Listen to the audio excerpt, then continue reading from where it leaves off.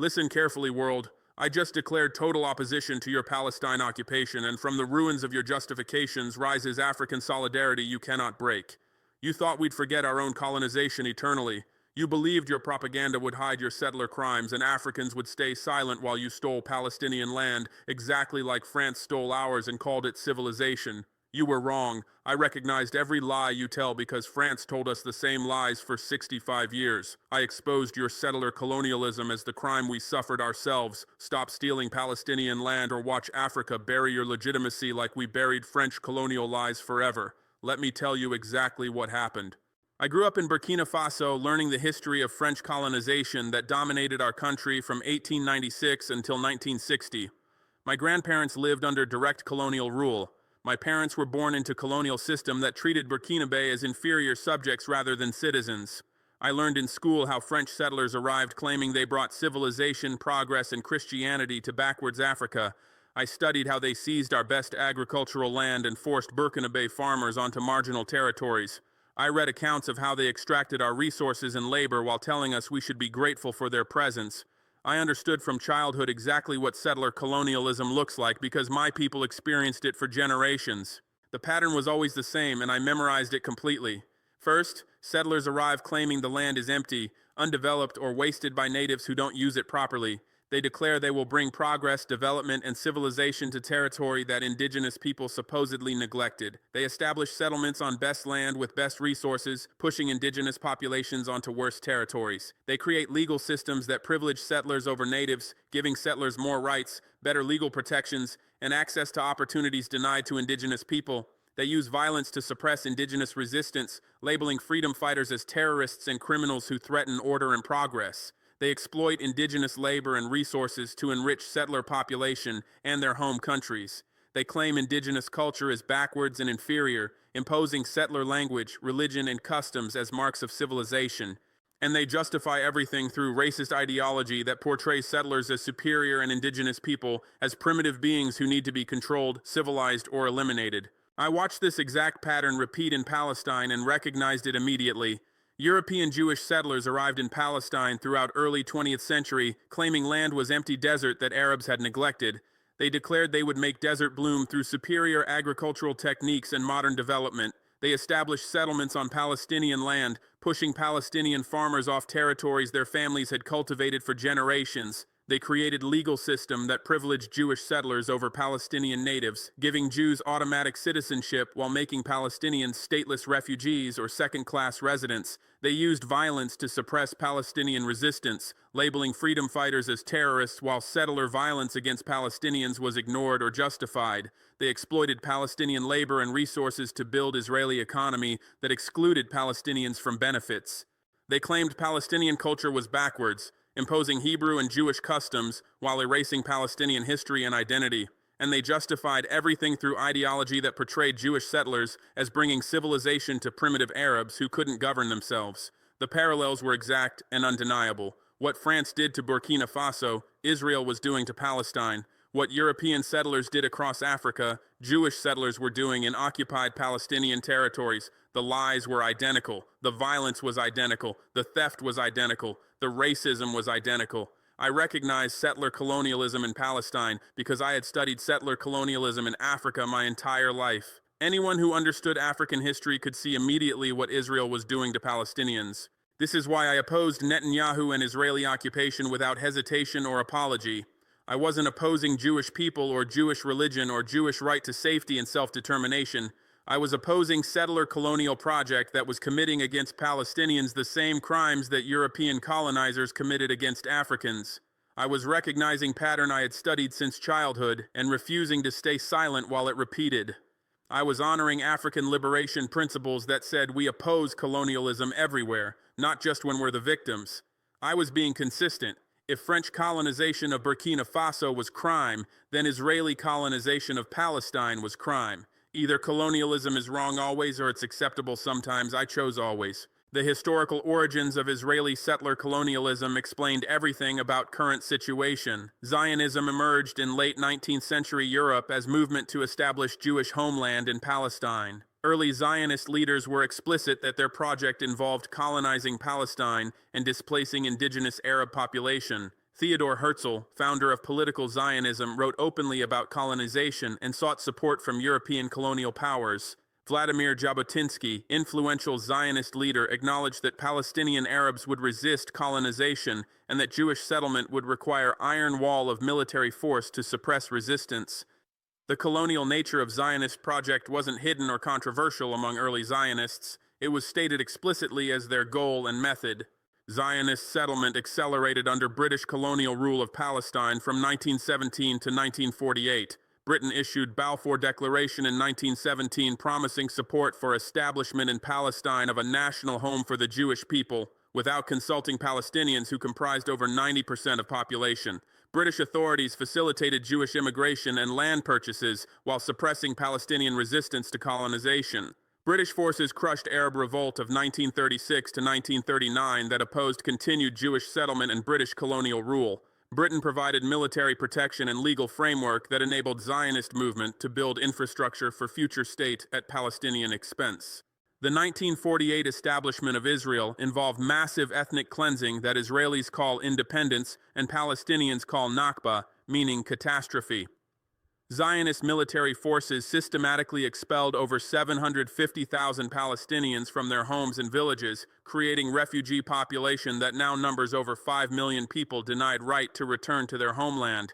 Israeli forces destroyed over 500 Palestinian villages completely, erasing them from maps and planting forests over ruins to hide evidence.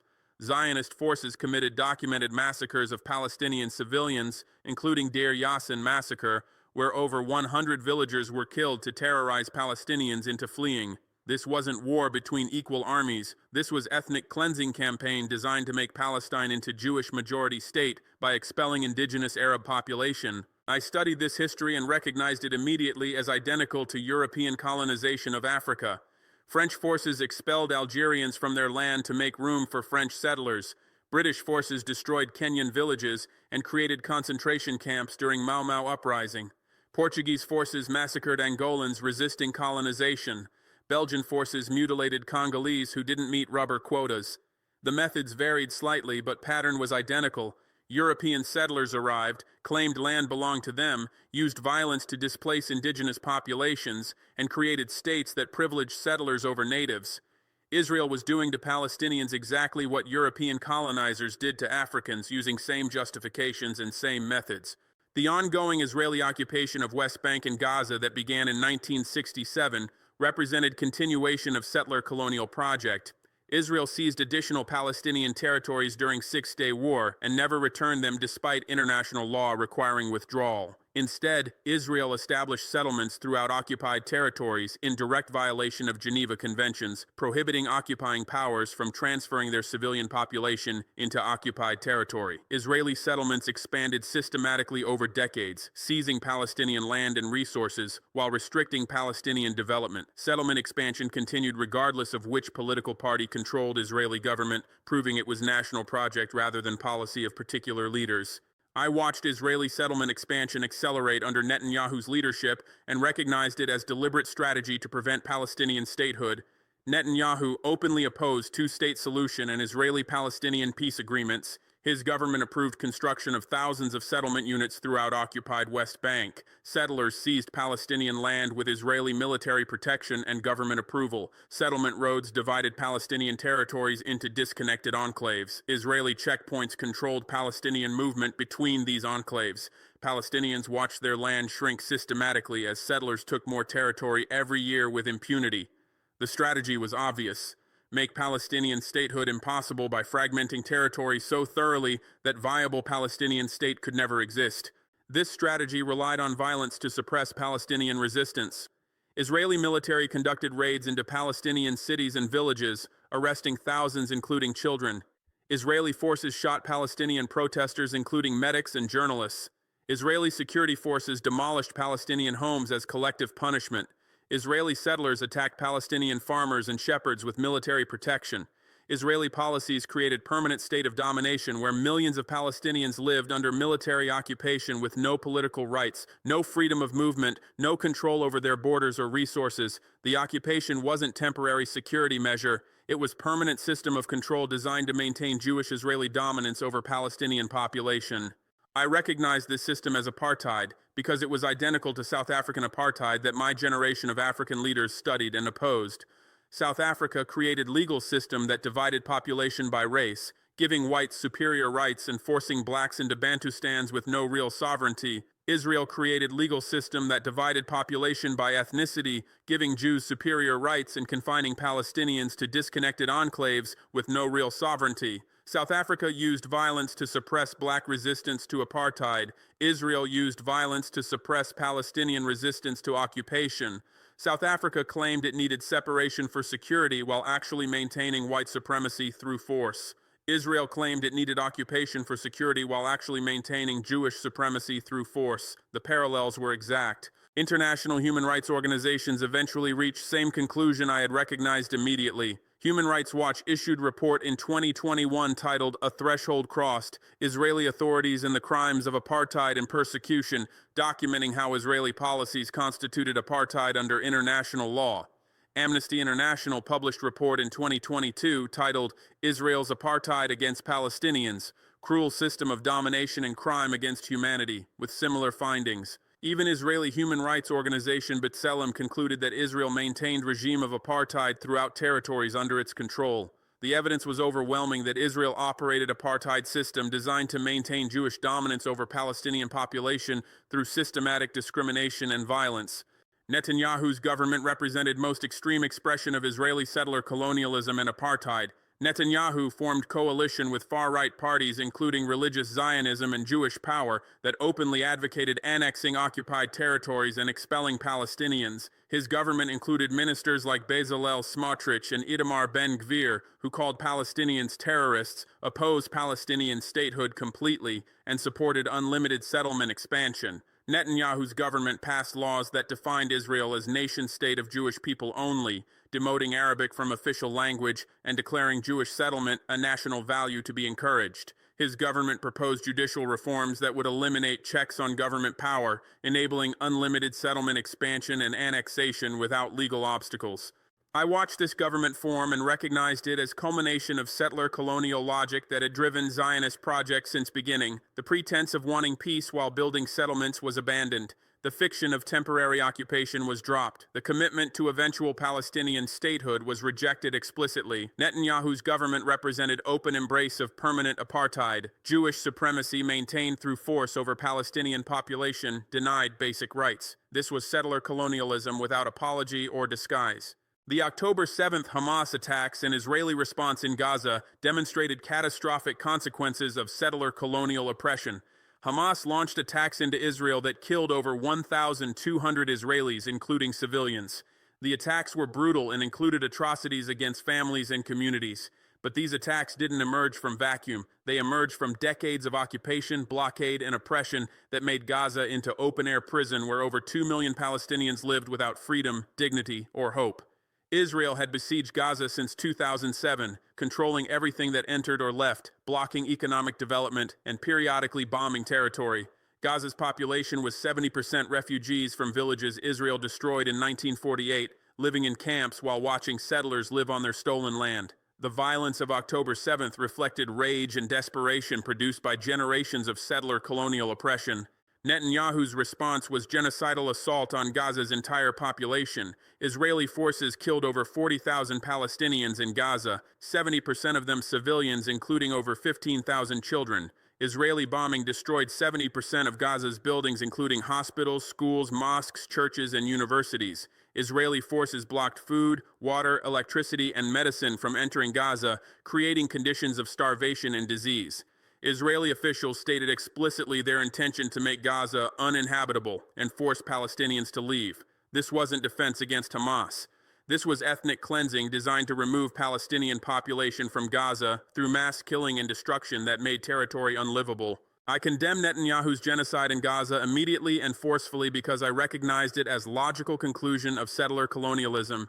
Settler colonial projects always involve eliminating indigenous populations through expulsion, containment, or extermination. When indigenous populations resist colonization, settlers respond with overwhelming violence designed to terrorize population into submission or flight. The violence serves not just military purpose of defeating resistance, but political purpose of making territory uninhabitable for indigenous people. This was what France did when Algerians resisted colonization. Massive violence, including torture and massacres, designed to crush resistance and terrorize population. This was what Israel did in Gaza. Massive violence, including deliberate targeting of civilians and civilian infrastructure, designed to crush Hamas and terrorize Palestinians into leaving Gaza entirely. The international response to Gaza genocide exposed selective application of anti-colonial principles that Africans had long experienced. When Russia invaded Ukraine, Western powers immediately condemned it as violation of sovereignty, imposed massive sanctions, supplied weapons for Ukrainian defense, and celebrated Ukrainian resistance. International Criminal Court issued arrest warrant for Russian President Putin within months. Western media covered Ukrainian suffering extensively and sympathetically, portraying resistance as heroic defense of homeland. Western public opinion overwhelmingly supported Ukraine against Russian aggression. But when Israel invaded and ethnically cleansed Gaza, Western response was completely different. United States and European powers declared unconditional support for Israel's operations. Western governments supplied weapons used to kill Palestinian children. ICC took months to issue warrants for Netanyahu despite overwhelming evidence, and Western countries immediately rejected warrants when they finally came. Western media covered Palestinian suffering with careful neutrality, portraying Israeli violence as defense while labeling Palestinian resistance terrorism. Western public opinion was divided or pro-Israel despite vastly greater Palestinian casualties. The double standard was absolute and explained by simple fact. Ukrainians were white Europeans fighting non-white Russians, while Palestinians were non-white Arabs fighting white-presenting Israeli Jews aligned with Western powers. I recognize this double standard because Africans experienced it constantly throughout decolonization and afterward. When white Rhodesians and South Africans maintained minority rule over black populations, Western powers provided support and opposed sanctions for decades. When black liberation movements fought against white supremacist regimes, they were labeled terrorists and received limited international support. When African countries finally achieved independence, Western powers imposed conditions and interfered in our politics in ways they would never accept for themselves. When African leaders pursued policies Western powers disliked, we faced coups, assassinations, and interventions. But when white leaders committed comparable or worse crimes, they faced minimal consequences. The Palestinian struggle against Israeli settler colonialism was African struggle because both fought same enemy. Settler colonialism that stole indigenous land, exploited indigenous resources, denied indigenous rights, and justified everything through racist ideology, portraying colonizers as civilized and indigenous people as backward. Palestinian resistance to occupation was identical to African resistance to colonization, fighting for freedom, dignity, and self-determination against overwhelming military power backed by wealthy global powers. Palestinian suffering under Israeli apartheid was identical to African suffering under European apartheid. Systematic discrimination, violence, land theft, and dehumanization based on ethnicity. Opposing Israeli settler colonialism was a requirement for any African leader who honored anti-colonial principles that defined African liberation movements. This is why I opposed Netanyahu without hesitation. He represented culmination of settler colonial project that Africans fought against for centuries. His government pursued unlimited settlement expansion that stole Palestinian land exactly like European settlers stole African land. His military conducted operations against Palestinian civilians exactly like colonial armies conducted operations against African civilians. His officials used language dehumanizing Palestinians exactly like colonial authorities dehumanized Africans. His policies created apartheid system exactly like white South African government created apartheid. His genocide in Gaza employed methods of ethnic cleansing exactly like French employed in Algeria. I recognized every aspect of Netanyahu's project because Africans experienced it all under European colonization. My opposition to Netanyahu was opposition to entire settler colonial enterprise, not just his particular leadership. Labor Zionists who claimed to support peace also built settlements and maintained occupation. Liberal Israelis who criticized Netanyahu still supported Jewish state built on Palestinian dispossession. Israeli left that opposed religious right still defended ethnic cleansing of 1948 as necessary for Israeli independence. The entire Zionist political spectrum accepted settler colonialism's basic premise. Jewish right to homeland in Palestine superseded Palestinian indigenous rights to same territory. This premise was identical to European colonizers' claim that their right to develop Africa superseded African indigenous rights to govern ourselves. The premise was illegitimate whether expressed by right-wing zealots like Netanyahu or liberal peaceniks who claim to want two states. Genuine justice for Palestinians required ending settler colonialism entirely, not just moderating its worst expressions. It required recognizing that Palestinian refugees expelled in 1948 had right to return to their homeland. It required dismantling settlements built illegally on occupied Palestinian land. It required ending system of separate legal treatment for Jews and Palestinians throughout territories under Israeli control. It required acknowledging that Jewish Israeli security and Palestinian rights were not equally weighted competing interests, but rather colonizer claims to security versus indigenous claims to basic human rights. It required accepting that state, defined as belonging exclusively to Jewish people, could not provide equality to non-Jewish indigenous Palestinian population. These requirements were non-negotiable because anything less left settler colonial structure intact. I supported full Palestinian liberation that ended Israeli settler colonialism completely, knowing this position was controversial even among those who criticized Israeli occupation. Liberal critics of Israel typically supported two-state solution that would give Palestinians state in West Bank and Gaza while accepting Israeli control over territory seized in 1948.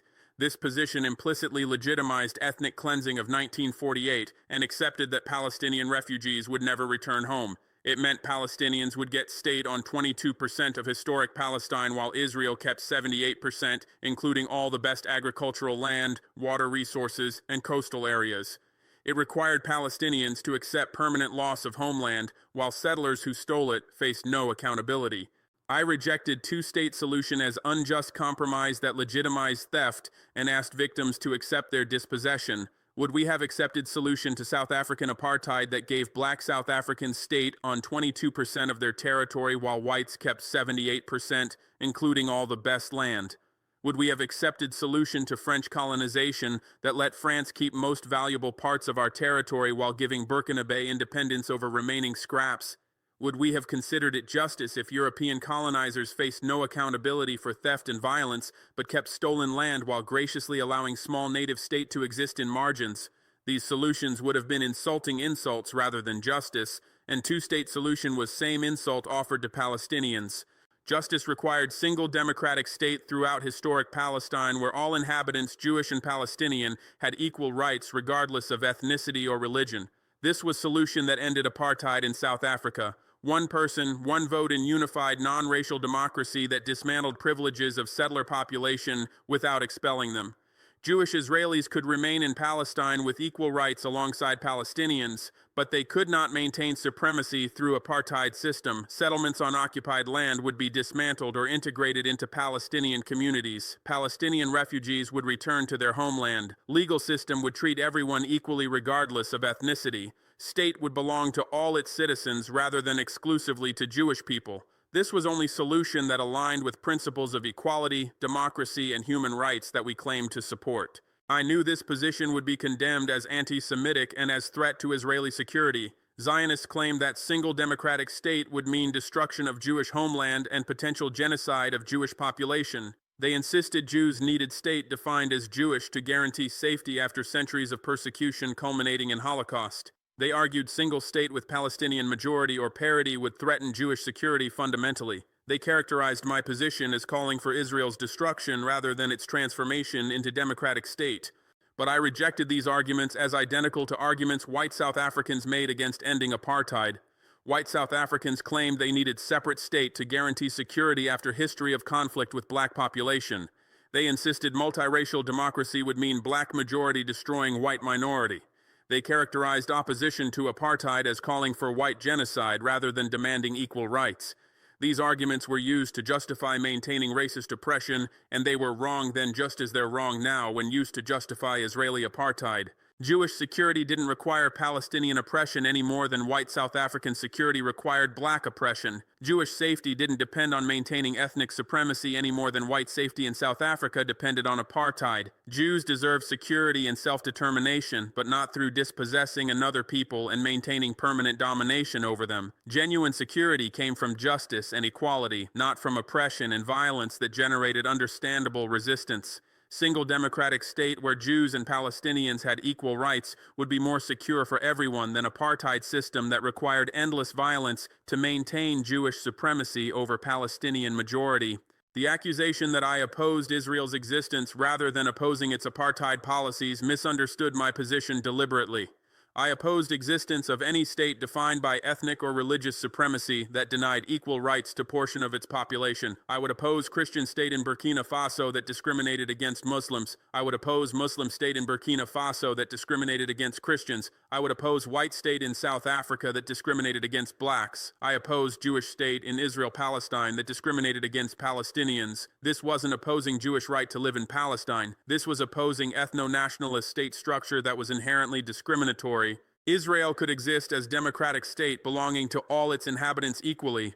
Israeli Jews, Palestinian citizens of Israel, and Palestinians in occupied territories could all live together under single government that protected everyone's rights equally, regardless of ethnicity or religion. This would require ending Israeli policies that privilege Jews over non-Jews, dismantling settlements on occupied land, allowing Palestinian refugees to return, and creating genuinely democratic system. These changes would end Israel's existence as Jewish supremacist ethno-state, but they wouldn't end Jewish presence in Palestine or deny Jewish rights. They would establish equality instead of apartheid, democracy instead of domination. My opposition to Netanyahu and Israeli settler colonialism was consistent with every principle I claim to uphold as Pan-Africanist revolutionary leader. I opposed imperialism everywhere, not just when Western powers imperiled Africa. I opposed racism everywhere, not just when victims looked like me. I opposed colonialism everywhere, not just when my ancestors suffered under it. I opposed apartheid everywhere, not just when it oppressed black South Africans. I opposed ethnic cleansing everywhere, not just when Africans were expelled. I opposed genocide everywhere, not just when African victims died. Either these principles applied universally, or they meant nothing beyond self-interested defense of my own group. Western powers and their allies accused me of hypocrisy because I condemned Israeli settler colonialism while partnering with Russia despite Russian imperialism in Ukraine and elsewhere. They claimed I selectively applied anti-imperial principles based on political convenience rather than genuine commitment to justice. They characterized my opposition to Israel as performance for Muslim audiences and Arab allies rather than principled stance. They insisted I couldn't legitimately condemn Israeli colonialism while accepting Russian military support for fighting jihadists in Burkina Faso. I rejected accusations of hypocrisy as attempts to silence criticism of Israeli genocide through whataboutism. My position on Israel and Palestine was consistent with African history and principles regardless of my relationships with other countries.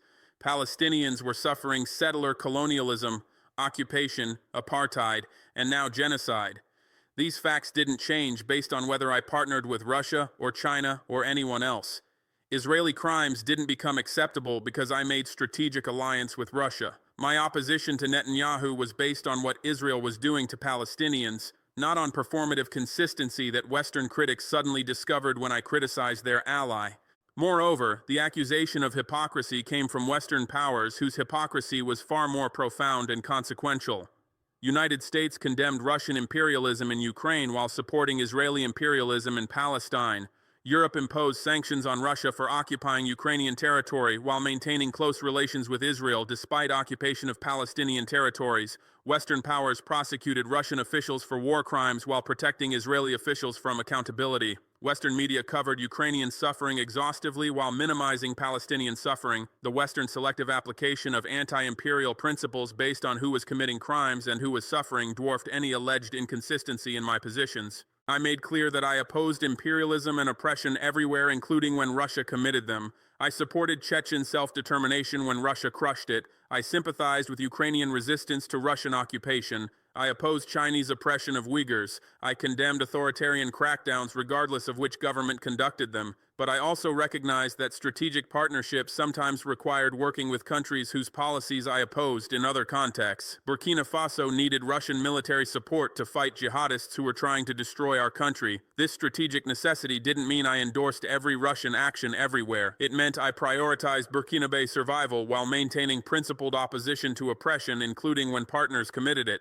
The difference between my relationships with Russia and Western relationships with Israel was that I never claimed Russia was perfect democracy that could do no wrong. I never supplied weapons Russia used to commit war crimes while claiming I supported international law. I never vetoed UN resolutions holding Russia accountable while lecturing others about respecting institutions. I never accuse people who criticized Russian imperialism of Russophobia, designed to silence legitimate criticism. Western powers did all of this for Israel while condemning comparable behavior by others. Their hypocrisy was systematic and total, while alleged inconsistency in my positions was normal complexity of international relations where countries must balance principles with survival needs. My message to Western powers and Israel supporters was direct. I know exactly what settler colonialism looks like because my ancestors suffered under it for over a century. I studied French colonization's methods, justifications, and lies from childhood. I learned how colonizers claimed they brought progress while they brought oppression. I watched them steal land and call it development. I heard them describe resistance fighters as terrorists. I saw them create legal systems that privileged settlers over natives. I experienced their racism that portrayed Africans as inferior beings who needed European control. Every single aspect of settler colonialism is burned into African historical memory through generations of suffering under European domination. This is why I recognize immediately what Israel is doing to Palestinians. The methods are identical, the justifications are identical, the lies are identical, the violence is identical, the racism is identical, the theft is identical. Israeli settler colonialism in Palestine is same crime that France committed in Burkina Faso, that Britain committed throughout Africa, that Belgium committed in Congo, that Portugal committed in Angola and Mozambique, that white settlers committed in South Africa, Rhodesia, Kenya, Algeria. The crime has same structure regardless of which settlers commit it against which indigenous people. And Africans who experience this crime for centuries recognize it instantly when we see it happening to Palestinians. This is why I oppose Netanyahu and entire Israeli settler colonial project without hesitation, apology, or compromise. I oppose it because I know settler colonialism when I see it. I oppose it because opposing colonialism everywhere is requirement for claiming to support African liberation. I oppose it because staying silent while Palestinians suffer what Africans suffered would make me hypocrite betraying everything my revolution stands for. I oppose it because Palestinians deserve freedom, dignity, and self-determination, just like Africans deserved and achieved those things. I oppose it because justice requires consistency, not selective outrage based on who's committing crimes and who's suffering. The proof is in identical patterns spanning centuries and continents. European settlers arrived in Africa claiming land was empty or wasted. Zionist settlers arrived in Palestine claiming land was empty or wasted. European colonizers pushed Africans off best land onto marginal territories. Israeli colonizers pushed Palestinians off best land into ever-shrinking enclaves. European colonial powers created legal systems privileging white settlers over black natives. Israel created legal systems privileging Jewish settlers over Palestinian natives. European colonizers labeled African freedom fighters terrorists. Israel labels Palestinian freedom fighters terrorists. European colonizers massacred African civilians resisting colonization. Israel massacres Palestinian civilians resisting occupation. European colonizers justified everything through racist ideology about civilized whites and backward blacks. Israel justifies everything through nationalist ideology about security needs and Palestinian terrorism. I studied these patterns systematically because understanding settler colonialism was essential for understanding African history and liberation struggles. Every pattern repeated across different colonial contexts with remarkable consistency. The settler colonial playbook was standardized. Arrive claiming noble intentions, portray indigenous people as primitive obstacles to progress, seize land through legal mechanisms backed by force, create systems ensuring settler supremacy, suppress resistance violently, and justify everything through ideology portraying settlers as civilized and indigenous as backward. This playbook was deployed in Algeria, Kenya, South Africa, Rhodesia, Namibia, and throughout colonized Africa. And this exact same playbook was deployed in Palestine from early 20th century through present day. The claim that land was empty or wasted despite indigenous presence was foundational lie enabling all settler colonialism. French colonizers arrived in West Africa and declared vast territories were unused because Africans practiced traditional agriculture rather than European commercial farming. They claimed that African communal land ownership meant land belonged to no one and could be seized for European settlement. They portrayed African villages as primitive encampments rather than established communities with generations of history. They insisted that bringing European agricultural methods to empty land was developing unused resources rather than stealing indigenous territories. This lie justified massive land seizures that dispossessed millions of Africans from territories our ancestors had inhabited for centuries. Zionist settlers used identical lie when colonizing Palestine. They arrived proclaiming land without people for people without land, despite Palestine having over 650,000 Arab inhabitants when mass Jewish immigration began. They claimed Palestinian agricultural methods were primitive and inefficient, wasting land that Jewish settlers would develop productively. They portrayed Palestinian villages as backwards obstacles to progress rather than communities with deep historical roots. They insisted Jewish settlement was making desert bloom rather than stealing indigenous Palestinian land. This lie justified systematic dispossession of Palestinians from territories their families had cultivated for generations, erasing indigenous presence to legitimize settler colonialism. I recognize this pattern immediately because African experience taught us that settlers always claimed indigenous land was empty, unused, or wasted to justify theft. The claim was never true. Indigenous people were always present, using land according to their agricultural practices and cultural traditions. But settlers refused to recognize indigenous presence and land use as legitimate because acknowledging it would expose colonization as theft rather than development. So settlers manufactured fiction that land was empty or wasted, making indigenous people invisible in rhetoric, even as settler violence made us all too visible in reality. The physical dispossession of indigenous people from best land followed inevitably from ideological claim that land was empty or wasted. If land was unused, settlers could seize it. If agricultural methods were primitive, European commercial farming deserved priority. If indigenous people didn't develop resources efficiently, settlers had right to replace them. These justifications led to systematic expropriation where settlers took most fertile land, best water sources, locations with commercial value, and territories with strategic importance, while pushing indigenous populations onto marginal lands that couldn't support existing populations adequately. French colonizers in Burkina Faso seized all prime agricultural land in river valleys and areas with reliable rainfall. They established colonial farms producing cotton and other export crops using forced African labor. They pushed Burkinabe farmers onto drier marginal territories where traditional agriculture struggled. They created a system where best land served French economic interests, while Burkinabe majority scratched survival from territories that couldn't feed us adequately. The dispossession was total. We worked land that was stolen from us, producing wealth that enriched France, while our families went hungry on marginal territories France left us. Israeli colonizers in Palestine followed identical pattern with systematic precision. They seized coastal plains with best agricultural potential, valleys with reliable water sources, and strategic locations with commercial and military value. They established kibbutzim and moshavim, producing for Israeli market using modern irrigation. They pushed Palestinians into West Bank Hills and Gaza Strip, both territories with less agricultural potential. They created a system where best Palestinian land served Israeli development, while Palestinian majorities struggled on 22% of historic Palestine. The dispossession continues through ongoing settlement expansion that takes more Palestinian land every year, further fragmenting and marginalizing Palestinian territories. I watched Israeli settlements expand systematically across West Bank, seizing hilltops, agricultural land, and water resources while confining Palestinians to ever smaller disconnected areas. I recognize this immediately as continuation of dispossession that began in 1948. Each new settlement was another seizure of indigenous land for settler benefit. Each bypass road was another barrier fragmenting Palestinian territory. Each military checkpoint was another mechanism controlling indigenous movement. The patterns were identical to French colonial land seizures in Africa, systematic transfer of best resources from indigenous populations to settler populations through force backed by legal fictions.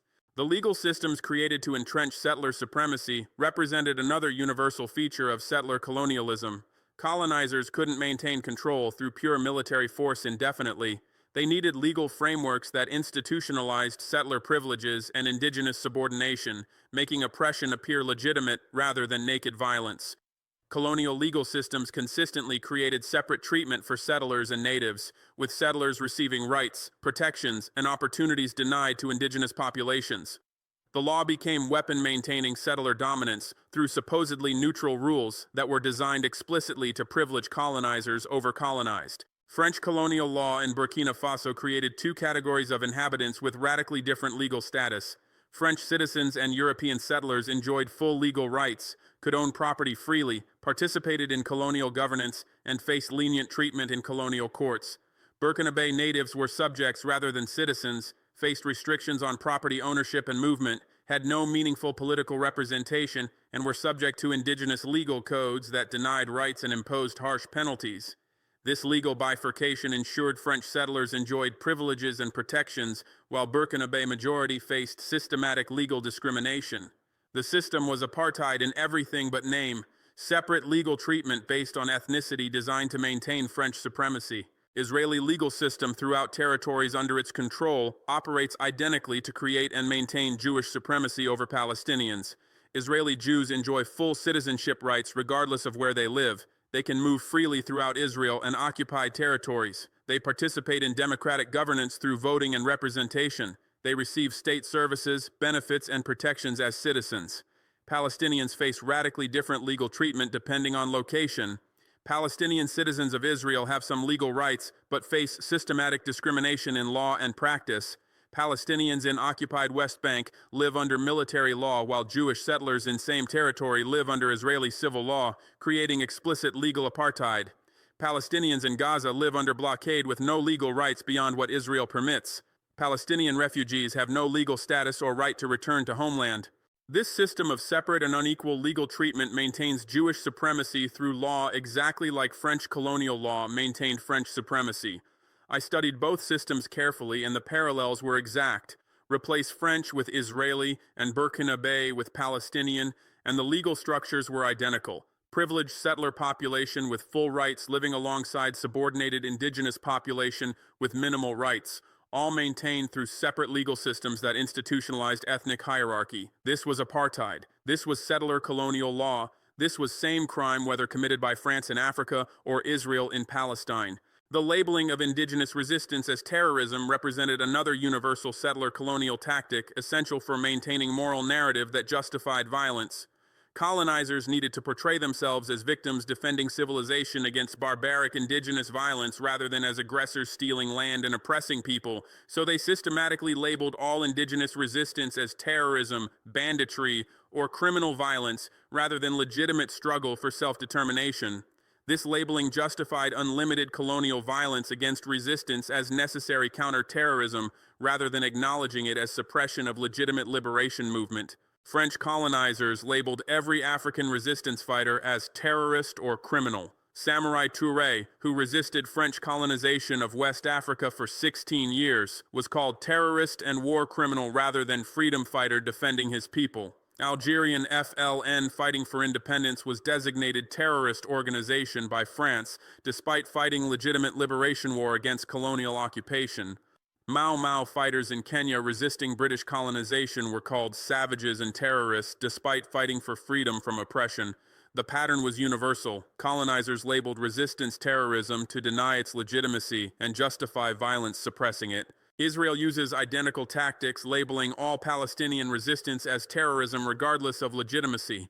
PLO was designated terrorist organization for decades despite being legitimate representative of Palestinian people fighting for self-determination. Hamas is labeled terrorist organization despite being resistance movement fighting Israeli occupation.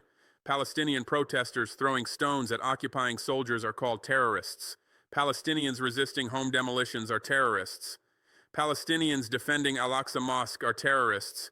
Even peaceful Palestinian activism like BDS movement is called terrorism or anti-Semitism.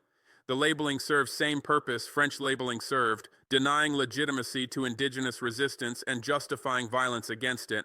I recognize this pattern immediately because Burkinabe resistance to French colonization was labeled terrorism by colonizers who portrayed themselves as victims of savage African violence. But we knew truth. Resistance fighters were heroes defending their people from foreign oppression, not terrorists threatening innocent civilians.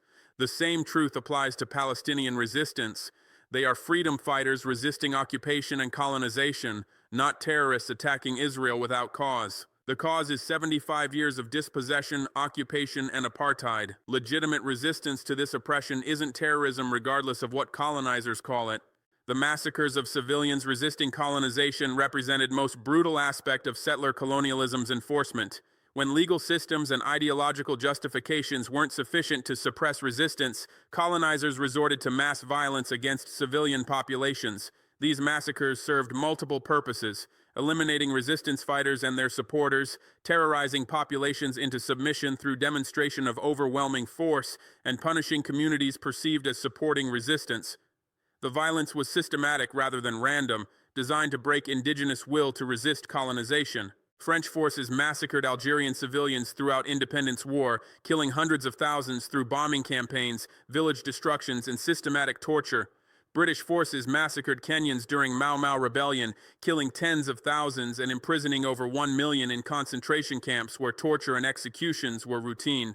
Portuguese forces massacred Angolans and Mozambicans resisting colonization, burning villages and murdering civilians systematically. The massacres followed consistent pattern, overwhelming military force directed against civilian populations in territories where resistance operated, creating conditions of terror designed to break resistance. Israeli forces massacre Palestinian civilians with same systematic brutality whenever resistance emerges. Deir Yassin massacre in 1948 killed over 100 Palestinian villagers to terrorize populations into fleeing. Sabra and Shatila massacre in 1982 killed thousands of Palestinian refugees in Lebanon. Gaza bombardments in 2008-9, 2012, 2014, 2021, and 2023 killed thousands of Palestinian civilians, including massive numbers of children. West Bank operations kill Palestinian protesters, home defenders, and civilians routinely. The pattern is identical: overwhelming military force directed against civilian populations in territories where resistance exists, creating terror designed to break Palestinian will to resist occupation. I watched Israeli genocide in Gaza kill over 40,000 Palestinians, including 15,000 children, and recognized it immediately as colonial massacre designed to eliminate resistance through mass civilian killing and territorial destruction. This was same crime France committed in Algeria, Britain committed in Kenya, Portugal committed in Angola. The methods evolved with technology, but purpose remained identical: breaking indigenous resistance through overwhelming violence that made continued resistance seem futile. I condemned it immediately because I recognized the crime from African history and refused to watch it repeat against Palestinians without opposing it forcefully.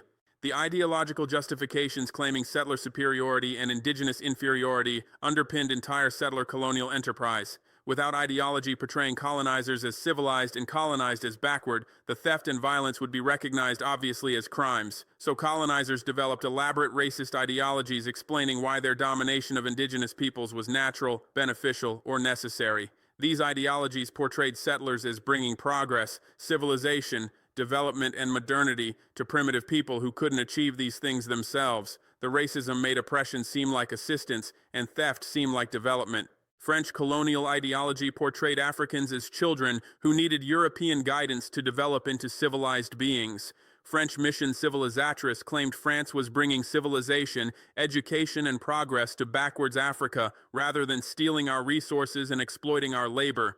French colonizers insisted Africans benefited from colonization because European culture was superior to African culture. This racist ideology justified unlimited French violence as necessary discipline of unruly children, explained theft as bringing development to people who couldn't develop themselves, and portrayed resistance as irrational rejection of beneficent assistance. The ideology was completely false but essential for maintaining moral fiction that colonization was noble enterprise rather than massive crime.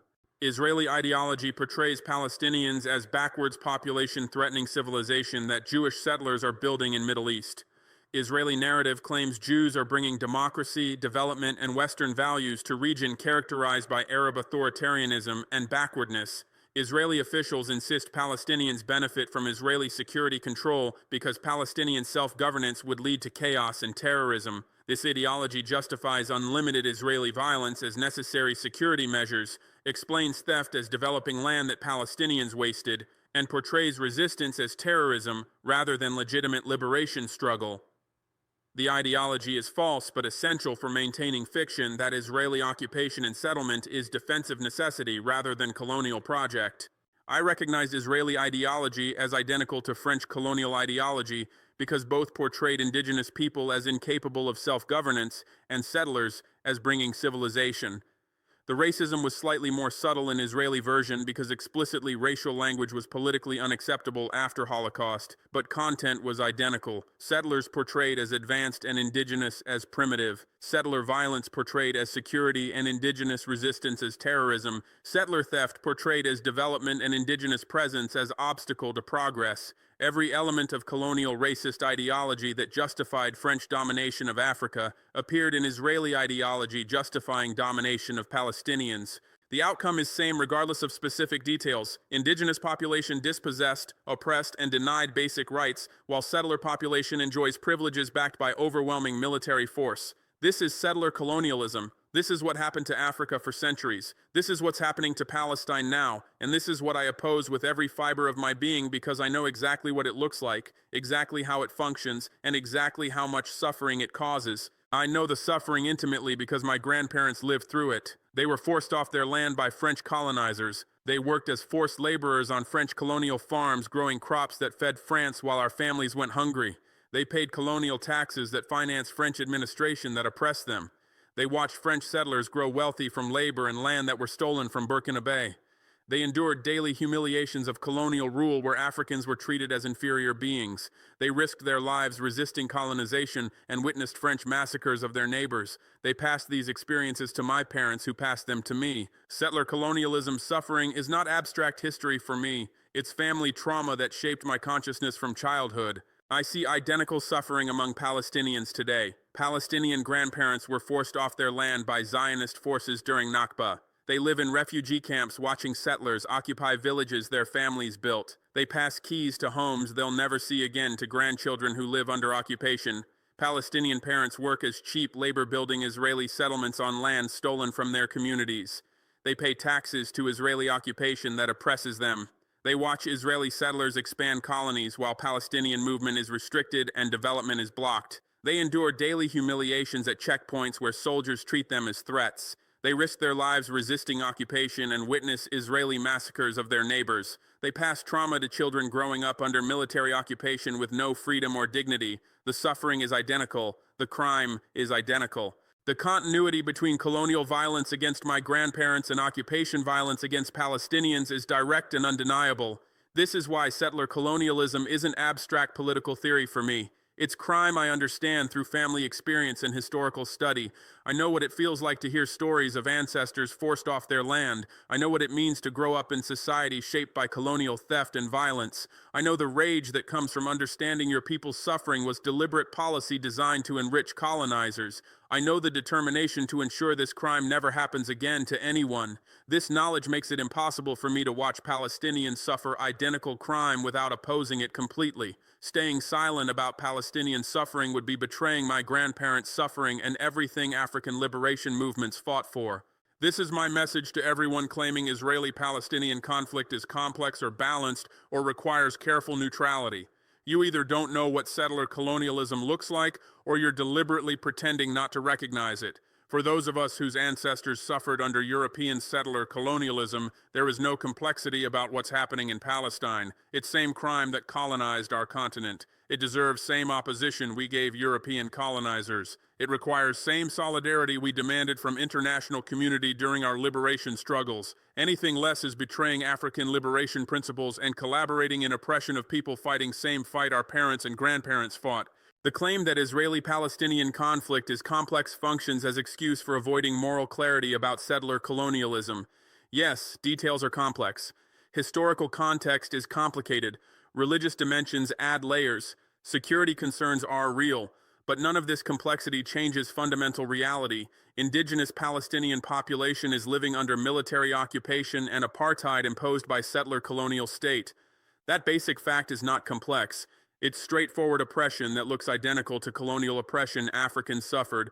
Pointing to complexity serves to obscure this simple truth and avoid taking clear position against injustice. French colonization of Algeria involved complex details. French settlers who had lived there for generations, economic integration between Algeria and France, French citizens born in Algeria who considered it home, security concerns about independence triggering violence, religious dimensions of Christian France ruling Muslim Algeria. But despite all this complexity, fundamental reality was clear. Algeria was colonized territory where indigenous Arab and Berber population lived under French settler colonial rule that denied them equal rights and self-determination. The complexity didn't make colonization acceptable or create moral equivalence between colonizers and colonized. It was simply context within which clear injustice existed. Algerian liberation struggle was justified regardless of complexity.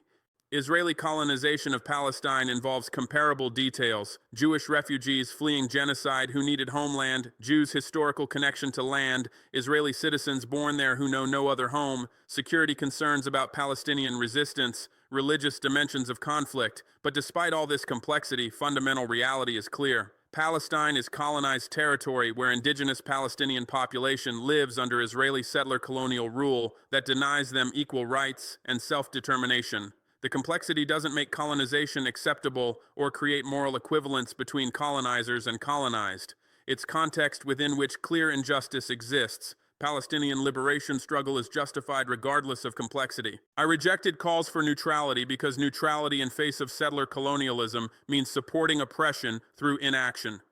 When indigenous people are being dispossessed and oppressed by settler colonial power, claiming to be neutral means accepting that oppression as tolerable status quo. It means refusing to support justice because taking clear position might be uncomfortable or costly. It means prioritizing comfort over standing with oppressed. This is not noble, balanced position. It's collaboration with injustice through silence. African liberation movements demanded that international community take sides against colonialism rather than maintaining neutral stance. We demanded that countries choose between supporting colonial oppression or supporting African freedom.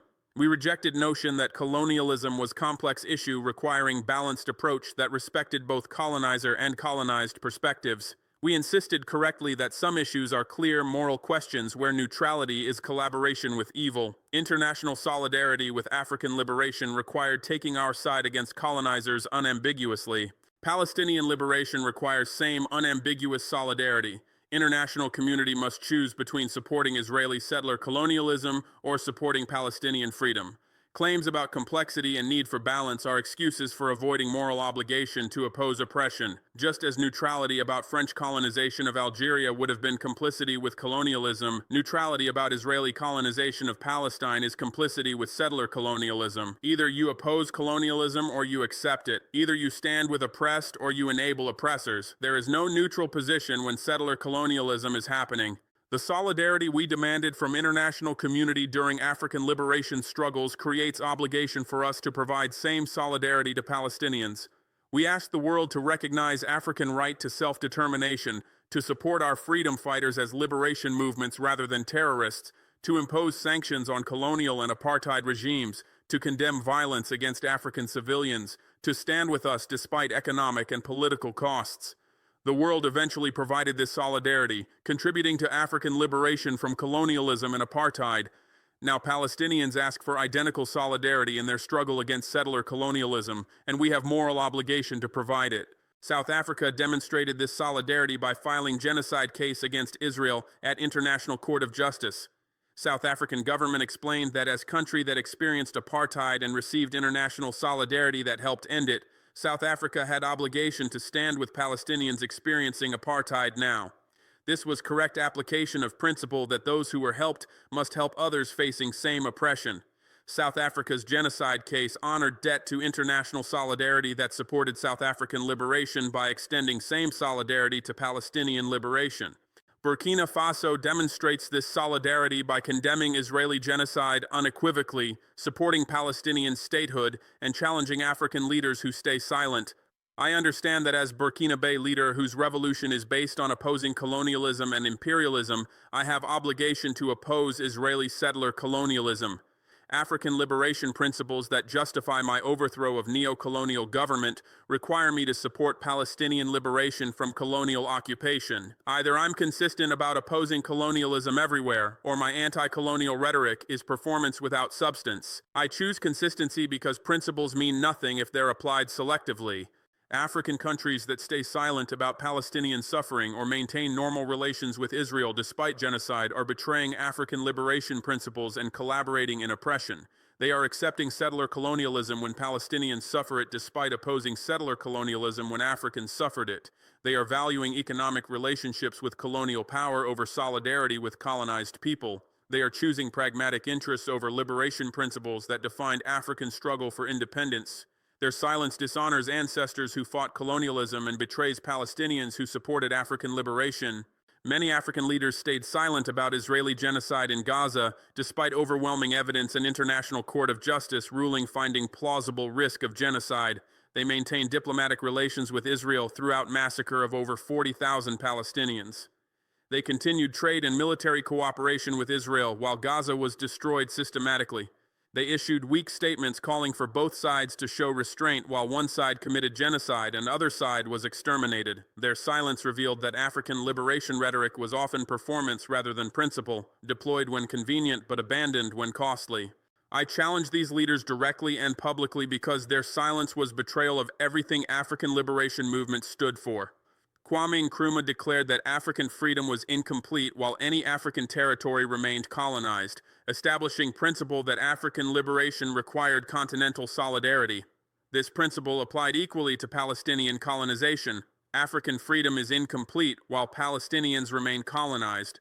Julius Nyerere maintained that apartheid in South Africa was African problem requiring African solidarity, establishing principle that oppression anywhere in Global South demanded our response. This principle applied equally to Israeli apartheid. Oppression of Palestinians is African problem requiring African solidarity.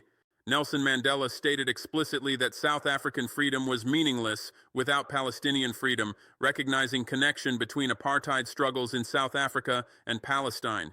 He refused to abandon Palestinians despite pressure to do so after becoming South African president. He maintained that justice was indivisible and that liberation movements must support each other consistently. This principle required that Africans who celebrated Mandela's liberation struggle support Palestinian liberation struggle with equal commitment.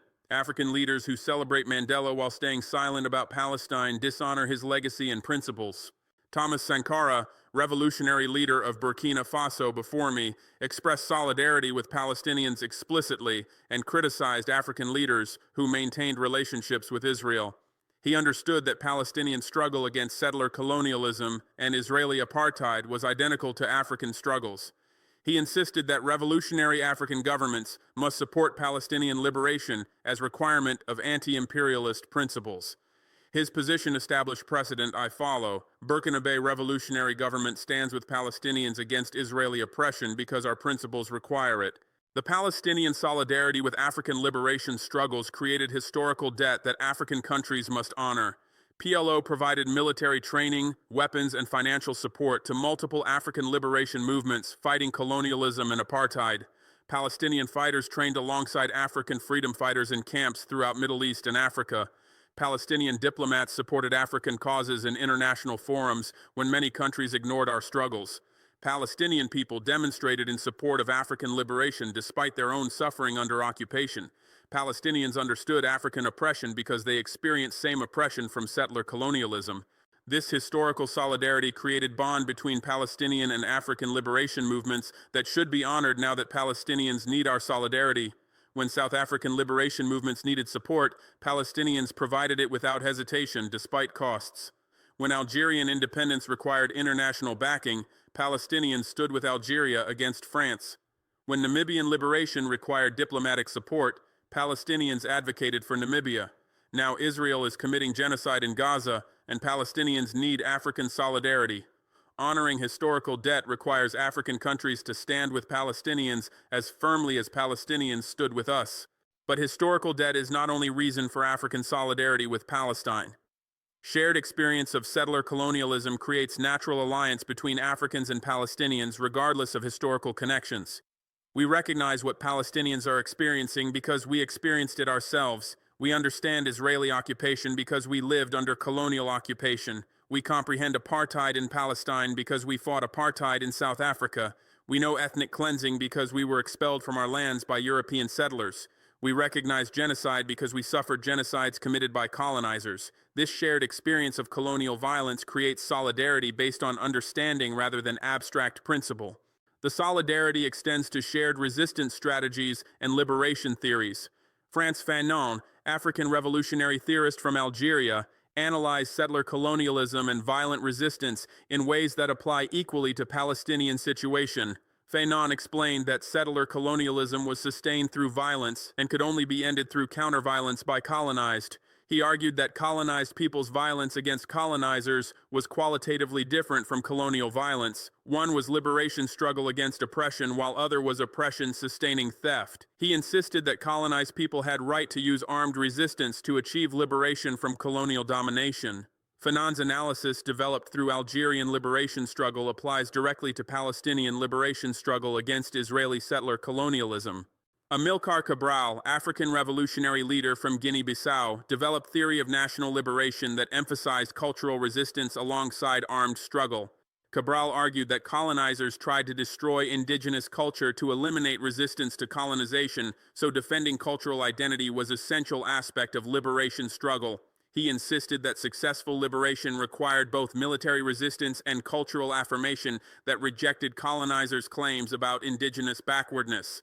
Cabral's theories, developed through liberation war against Portuguese colonialism, apply directly to Palestinian resistance, maintaining cultural identity despite Israeli efforts to erase Palestinian history and presence. Steve Biko, South African anti-apartheid leader, developed Black consciousness philosophy, emphasizing that psychological liberation from internalized oppression was prerequisite for political liberation. Biko argued that oppressed people must reject oppressors' portrayal of them as inferior and reclaim dignity and self-worth before they could effectively fight for freedom. He insisted that liberation required both ending external oppression and healing internal wounds that oppression created.